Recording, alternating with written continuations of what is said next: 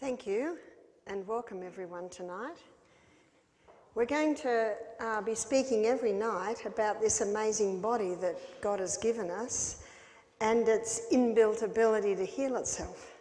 So the million-dollar question always is, well, if the human body's designed to heal itself, why are so many people sick? And that's a reasonable question. Newton's third law of motion states that to every action there's an equal and an opposite reaction. This should be on the tip of our lips at every step. And Newton's third law of motion states to every action there's an equal and an opposite reaction. In other words, no problem happens without a cause. And Proverbs 26 verse 2 states that the curse causeless shall not come. And in the book, one of my first books, which Pastor Ferguson referred to, by Ellen White, it's The Ministry of Healing.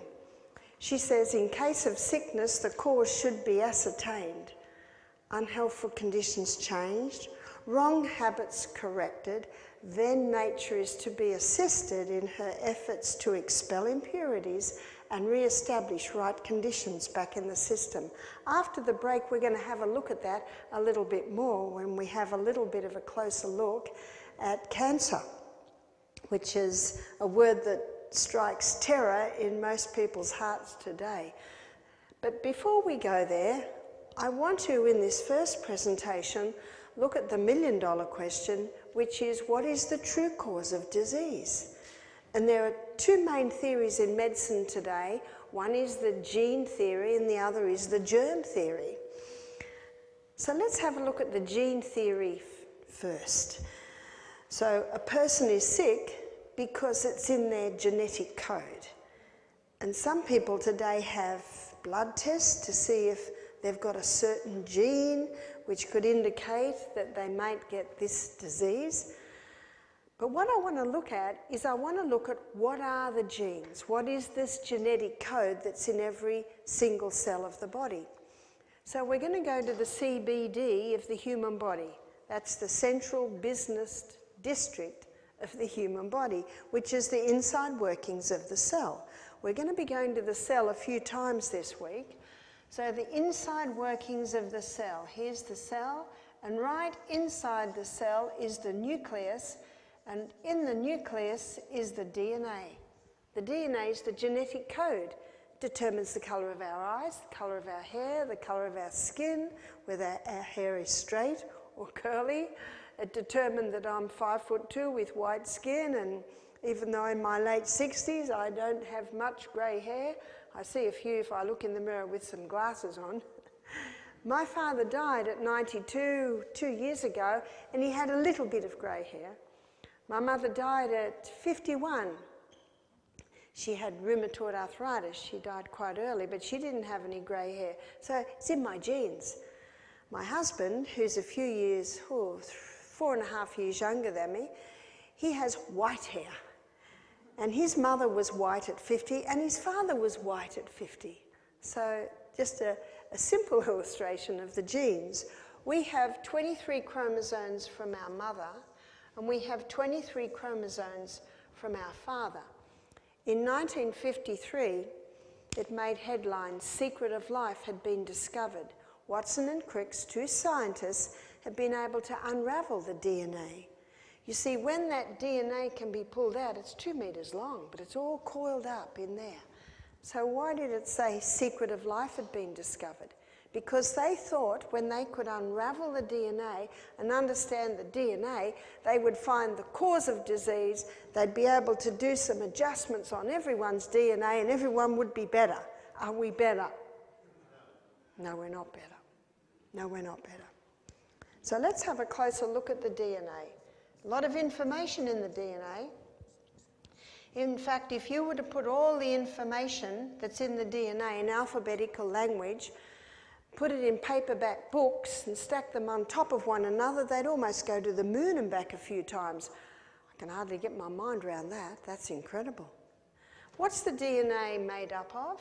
The outside strands are made up of polysaccharides. Polysaccharides simply means many sugars. And everything we eat is made up of many sugars. think there's 2 R's there. And the crossword bands is made up of amino acids. And amino acids is a breakdown from the protein that we eat. And the glue that glues these 2 together is minerals. Hippocrates said, let food be your medicine and medicine be your food. And he didn't know what I've just shown you there. He didn't know about the DNA. And he didn't know that the very structure of our DNA is made up of the food that we eat. And when I look in some supermarket trolleys, I think, how's their DNA ever going to be made? When people eat refined food, processed food, there's not a lot of these. So we're constantly being remade. Did you know you've got new eye cells every 1 to 2 days? The cells that line our gastrointestinal tract are remade every 3 to 5 days. New skin every month. New bones every 3 months. Your liver that's under your right rib every 6 weeks. We're constantly being remade according to the formula, according to the pattern. Well, if this is so, why don't we heal from gut problems in, let's be generous and say 2 weeks? Why don't people with liver problems, let's be generous, why aren't they healed in 2 months? That's a reasonable question, isn't it? Why aren't they healing? It's because of damage in the DNA. So my next question is, what causes the damage? Let's have a look at what the research is showing causes damage in the DNA. 92% of DNA damage is being caused by a mineral deficiency. A mineral deficiency? Well, that makes sense when you realise that it is minerals that hold us together. But how could we be mineral deficient? Well, I think it's not a surprise when people are living on processed food, refined food, that there's not many minerals there. But there are people that are eating fruits and vegetables every day, and yet they have a mineral deficiency.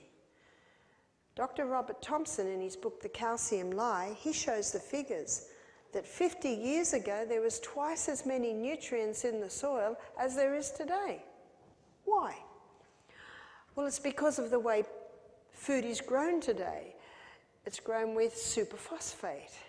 It's grown with glyphosates, the Roundups, and all of these are depleting the soils. And the reason why the vegetables look all right and the fruit looks all right, because superphosphate creates show ponies of vegetables. Looks good. They don't taste any good. Have you ever eaten an apple off a tree, strawberry off a strawberry plant? The flavour is intense. Do you know what you're tasting? Minerals. It's minerals that give the food that incredible flavour. We had some beet. We call them beetroots. You call them beets. We had them for lunch, and they were picked, I think, an hour before we ate them. Intense flavour. It's minerals. So that makes a little bit of sense. That a lot of people, the food that they're eating today does not have the minerals, but there's more. Something is leaching the minerals out of our body. These are stimulants. So what are some of the stimulants that are leaching minerals out? Refined sugar. Nothing wrong with a sugar cane plant. It's the pure crystallized acid that's extracted from the sugar cane plant. Not only do they leach minerals, but refined sugar can damage the DNA. So it's coming in a double whammy, as we say, two-way. One writer said, sugar leaves the body better dressed than when it went in. When it came in, it was naked. When it went out, it was dressed with your minerals, particularly calcium and magnesium. So how does it damage the DNA? Because there's no fibre or anything to slow it down, when refined sugar is taken, blood glucose levels rise dramatically. Very quickly, the brain says to the pancreas, quick, get it down, it's too high. And boom, down it goes. Now it's a bit low.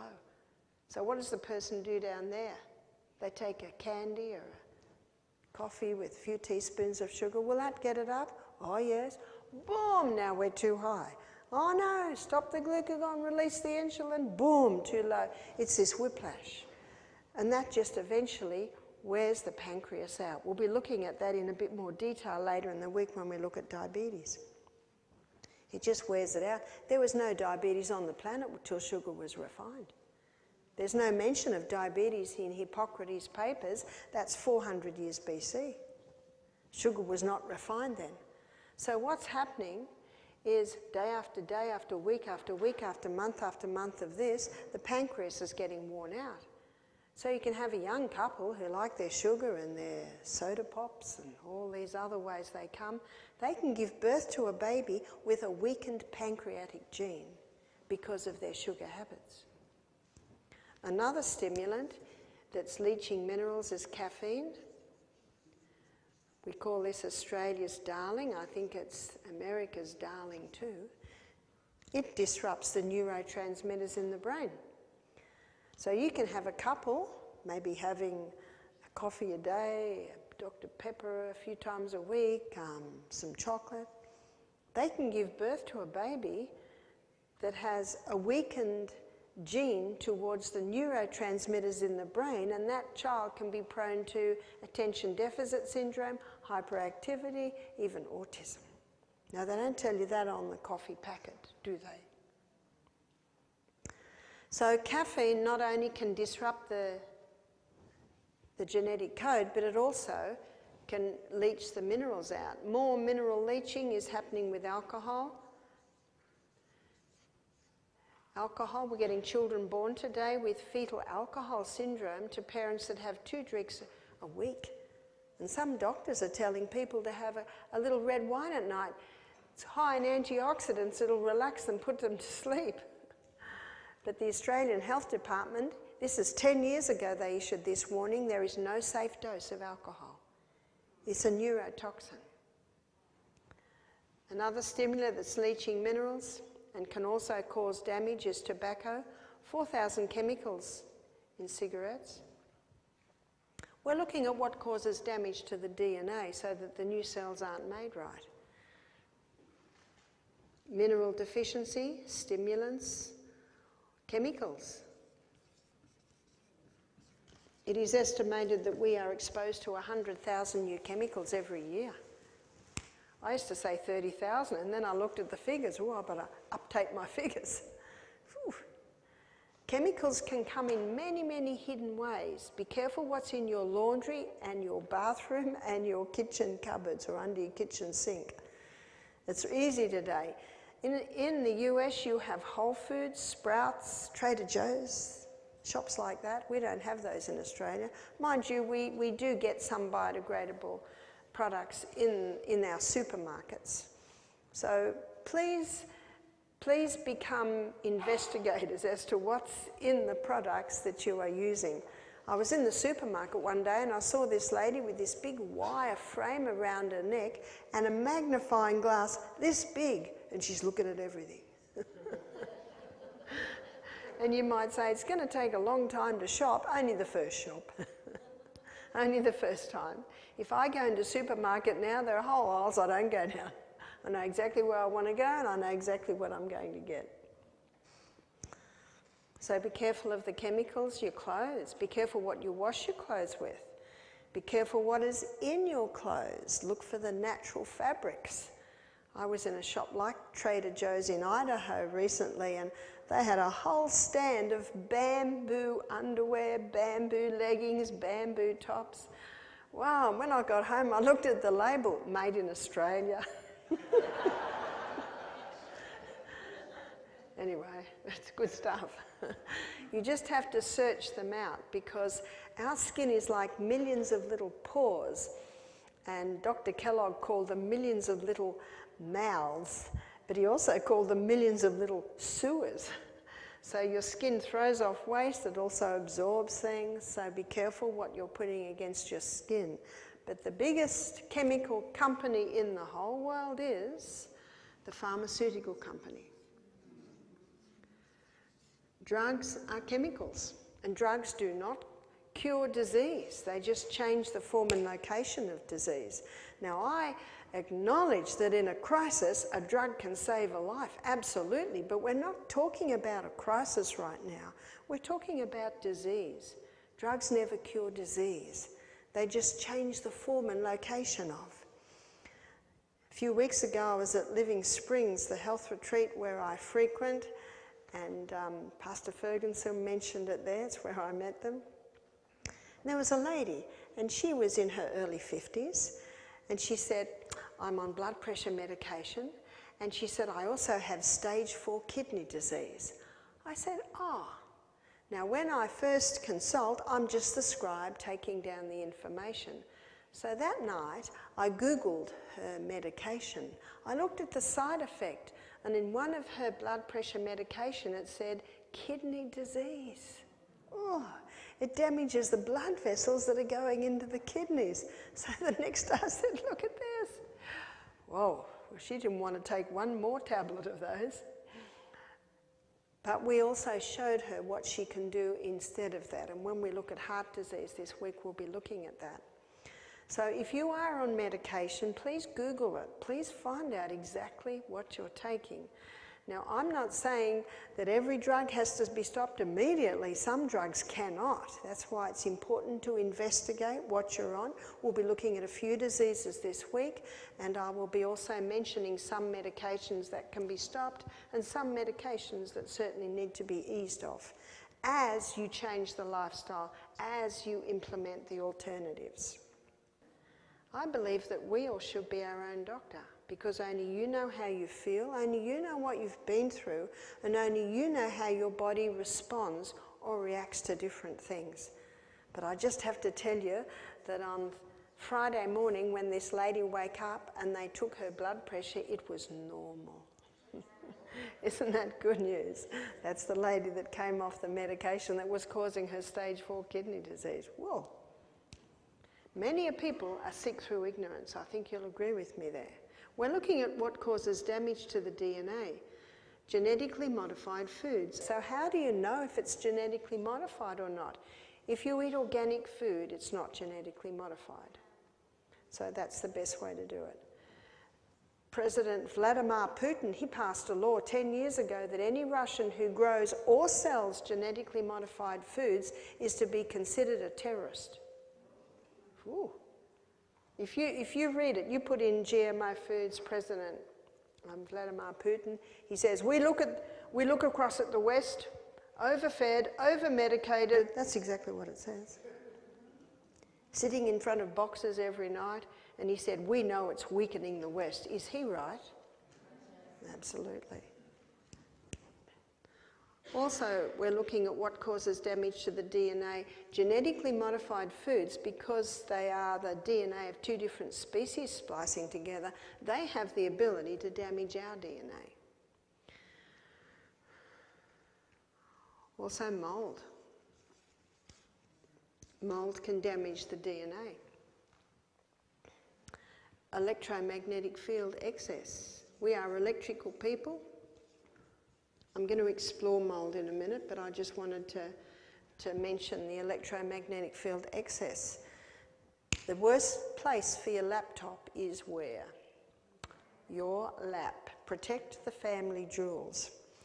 We've got young men today with penile dysfunction, with low sperm count, because for a decade they've had that laptop on their lap. We've got young girls who had it on their lap in their adolescent teenage years. They're now in their early 30s having babies. 47% miscarriage in the girls that have had that laptop on their lap. I was reading the report from a breast surgeon. He's alarmed at the amount of young women who are getting breast cancer in the breast where they put their phone in their sports bra. We are electrical people, and the electromagnetic field coming out of the devices is not the same as in our body. So please aim for an electromagnetic field free bedroom. We spend a third of our life in that room, and 80% of Americans sleep with their phones, and the pillow is no protection. So be careful of your exposure to electromagnetic field.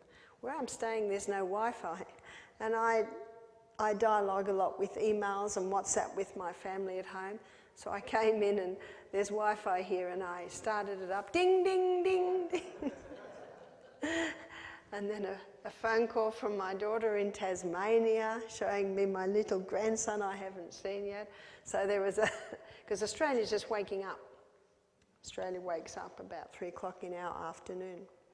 So I am very, very grateful for my devices, how we enjoy them, but please be careful where you're sleeping and please be careful of your exposure. Try not to have it on the body. I wonder how many hip replacements they're going to be doing with the people that have their phones in their back pockets.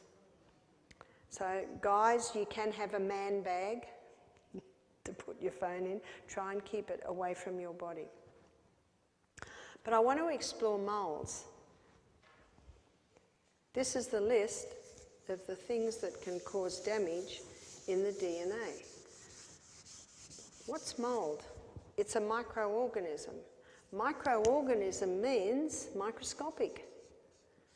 You cannot see it with the naked eye. Organism means it's living.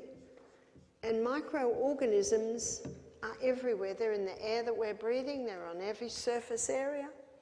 They're on our skin. They're actually in our body. And there's 10 times more microorganisms in our body than cells. And we have 100 trillion cells in the body.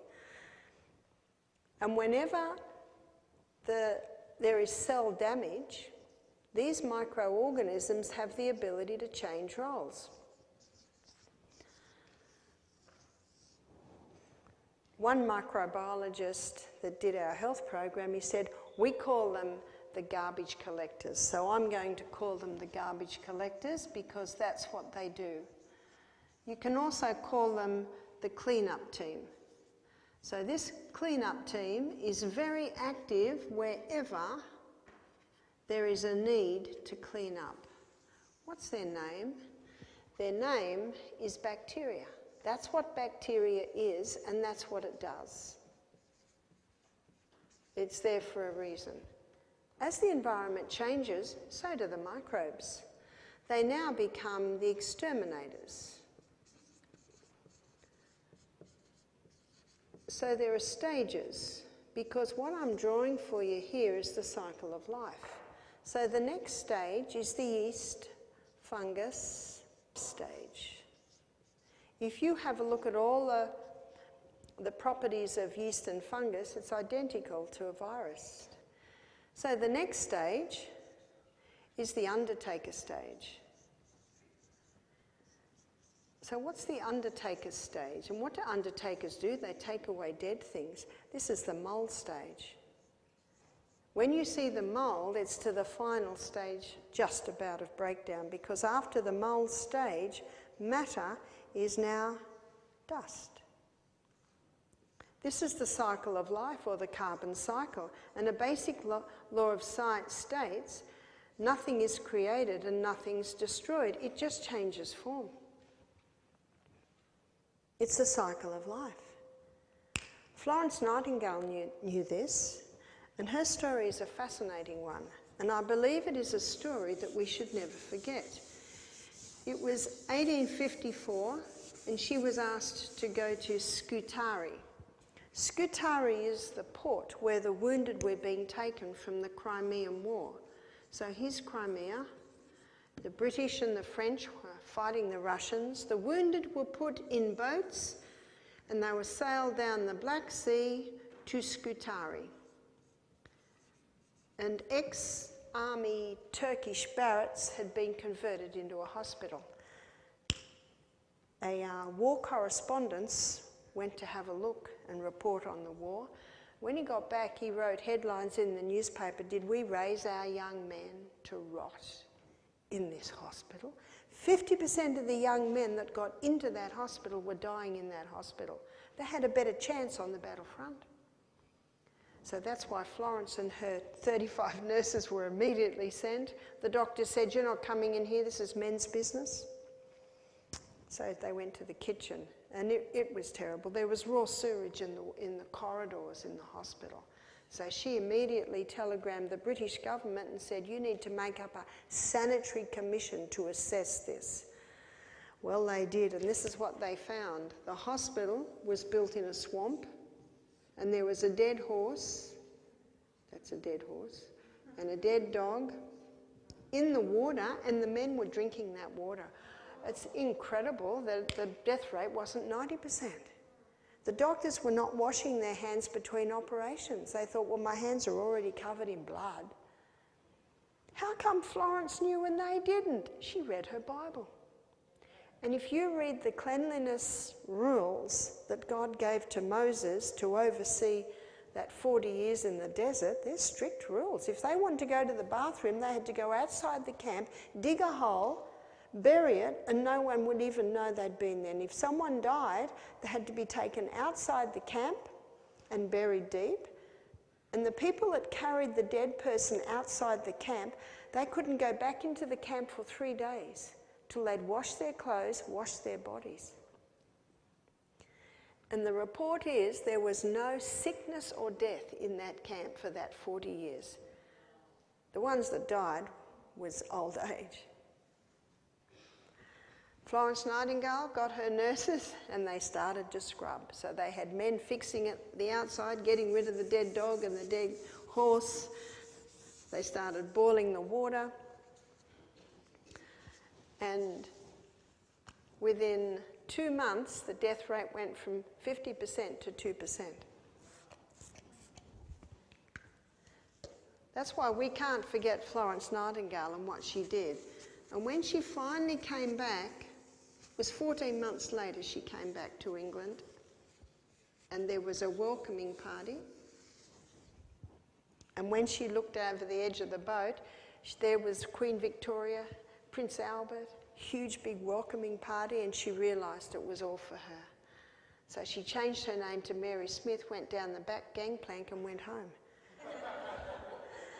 And they said to her later, why did you do that? She said, I am not a heroine. She said, all I did was I increased hygiene, sanitation and nutrition. Hygiene, that's personal hygiene. She actually found a man who was still in his battle clothes 2 weeks after he'd been admitted to hospital. Keep the body clean. Sanitation, keep the house clean. Nutrition, you can see by what the DNA is made of, you cannot heal without nourishment. So the first shipment that came from England, where she asked her father to send a shipment of clean bandages, clean linen, clean bedclothes, mattresses, and a cook. What they were giving the men were big vats of water with bits of rotten meat in it. Incredible. She did the same thing in some Indian hospitals. Incredible turnaround. I have her book called Notes on Nursing, What It Is and What It Is Not. That's the title of the book. And you can see why she went down the back gangplank. She said, what's the hoopla about? All I did, it really is just basic common sense, isn't it? Now what I also love about Florence Nightingale's story is that this was 80 years before antibiotics. So let's have a look at what an antibiotic is. Anti means against, biotic means life.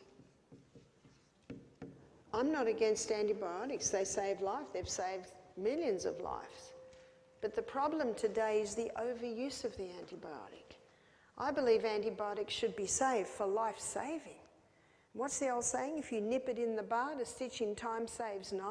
If people would deal with the first whisper, the first little pain, the first little itch, then it would never need to get to this. In fact, if you don't listen to the first whisper, the body will start screaming. And when the body starts screaming at you, the damage is being done. So the word means against life. But let me tell you about how antibiotics were discovered. Alexander Fleming found that a mouldy orange on the next story of where he was growing bacteria in flasks, he found that the waste coming off the mould was coming in the window and killing his bacteria. So he called the mould penicillium. he called the mould waste. Now the mould waste is more toxic than the mould. And that's what gives the bad smell, is the mould waste. And the mould waste he called penicillic acid. And the penicillic acid is the penicillin that we know today. They were so excited about the discovery of penicillin that they tested hundreds of different mould wastes. And 80% of them were so deadly that they killed the rats they were tested on. So antibiotics aren't deadly enough to kill you outright, but remember, anything that can kill a small organism has the potential to kill a large. And what are we? The large. 1.5 million different molds, yeasts and funguses have been tested, is what I've always said. And my husband, who's my biggest critique, which I'm glad, because if I can pass Michael, I can pass anyone. He said, I don't believe that. That sounds a lot. I said, check me out. He came back and said between 1.5 and 5 million. Ooh. And every mould might have 2 or 3 different mould wastes. And different mould wastes have different effects on different body parts. Let me give you an example. In 1921, Japan passed the Rice Act, putting stringent rules on cooked rice because there was an epidemic of cardiac beriberi, which is a heart disease. And they traced it to the mould on the cooked rice. There's mould on the cooked rice before you see the mould. When you see the mould, it's already active through it, but when you see it, it's to its reproductive stage. And they found that cooked rice moulds very, very quickly. So they put stringent rules. It's the 1921 Rice Act. Cardiac beriberi wiped out. Just one illustration of the different effects that these mould and mould waste can have. And this is why I wrote my book, Self-Heal by Design, showing the history of mould in disease, showing what the Bible says about it, showing its role in disease and the different mould wastes.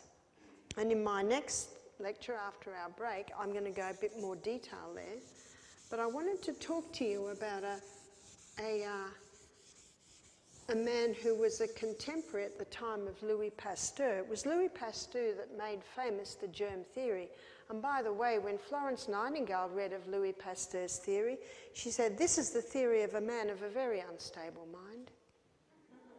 And anyone who believes it, she says, is equally unstable. She believed as Antoine Beauchamp. Antoine Beauchamp, 6 times professor.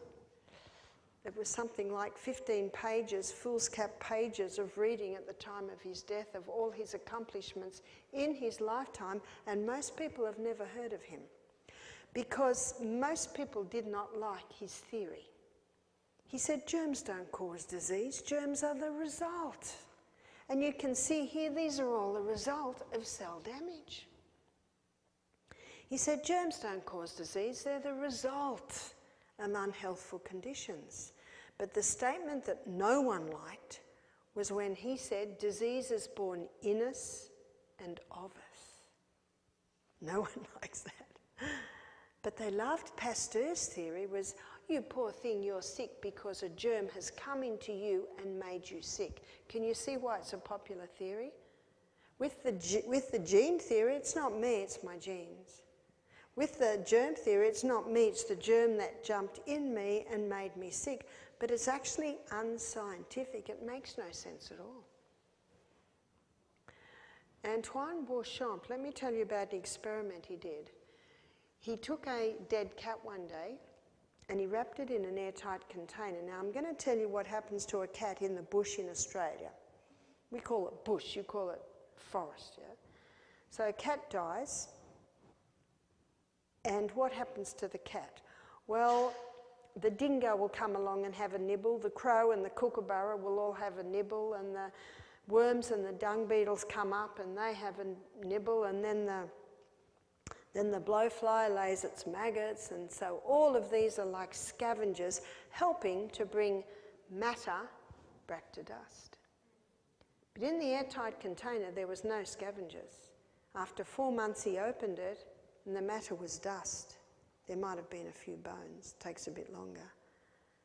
What brought matter back to dust? What brought cat back to dust? The body's own microorganisms that are an integral part of living, running cat, upon death of the organism, the ultimate cell damage, took their suit of clothes off, so to speak, put their rubber gloves and apron on and became the clean-up team. As the environment changed, the exterminators. As the environment changed, the undertakers, until matter was brought back to dust. With great excitement, he took the dust. He put it under the microscope. It was alive with little microorganisms. Basic law of science, nothing's created, nothing's destroyed. So what role do they play now?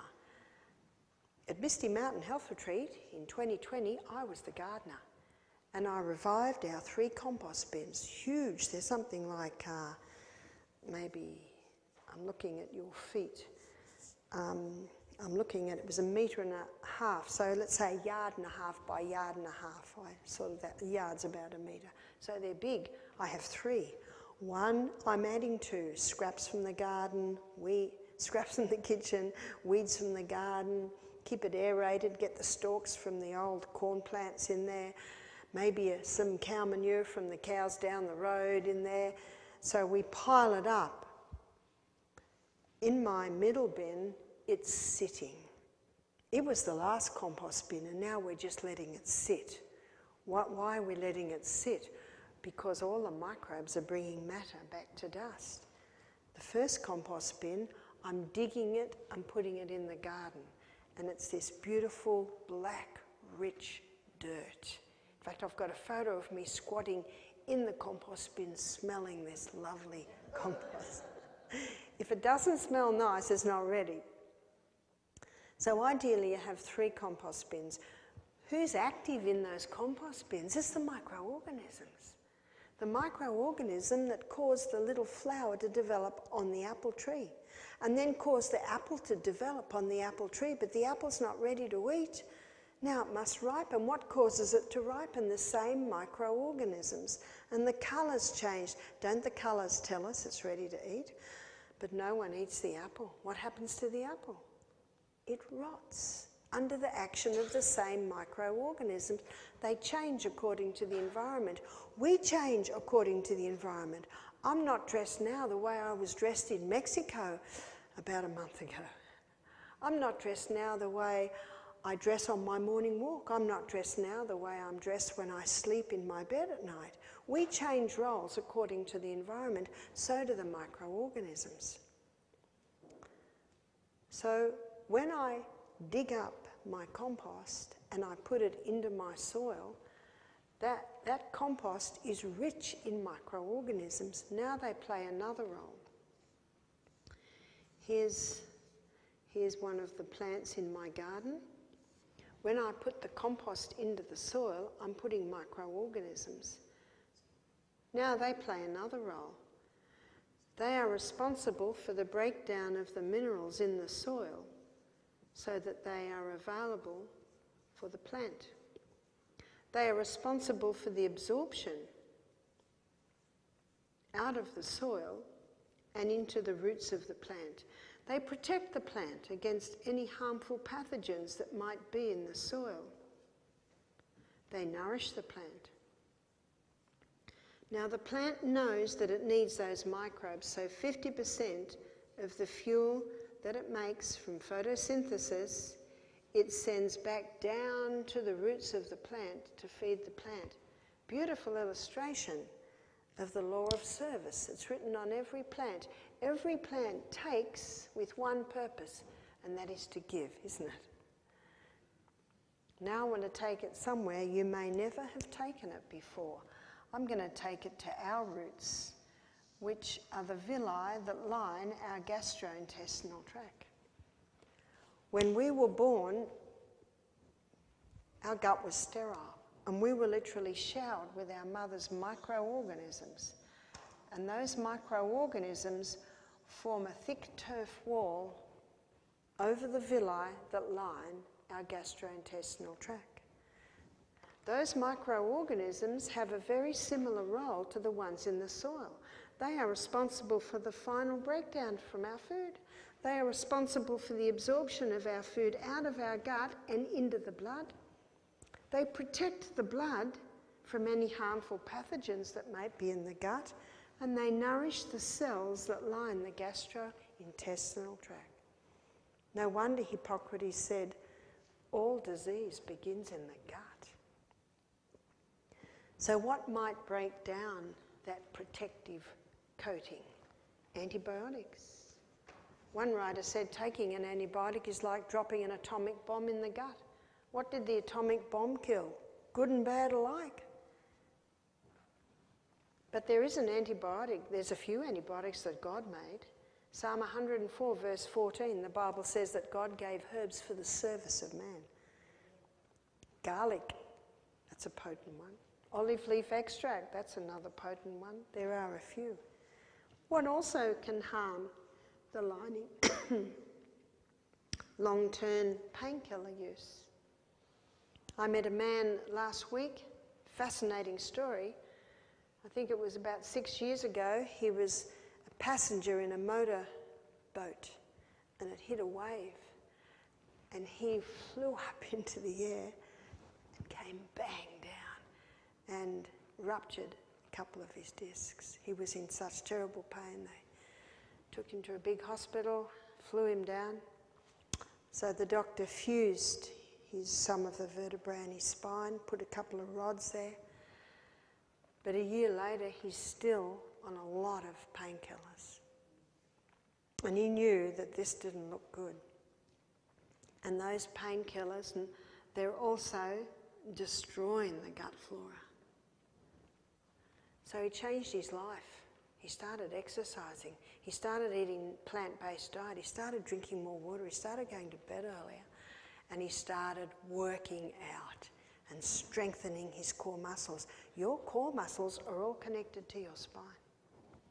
This man is off all his medication. I was so impressed. I said, well done. But who's the winner in all of this? He is. And his wife said to me, he's a lot easier to live with now. When he'd just taken his painkillers, anything went. But when his painkillers were wearing off, everyone hid. Incredible story. I love stories of people who just take control of their life, their health. And I believe that's the way God meant it. Are you starting to see that these microorganisms aren't the enemy?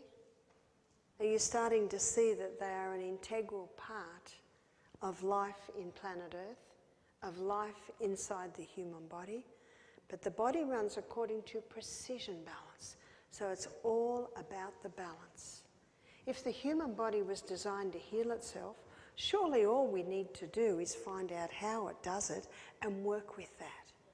That makes the most sense to me. Isn't that true?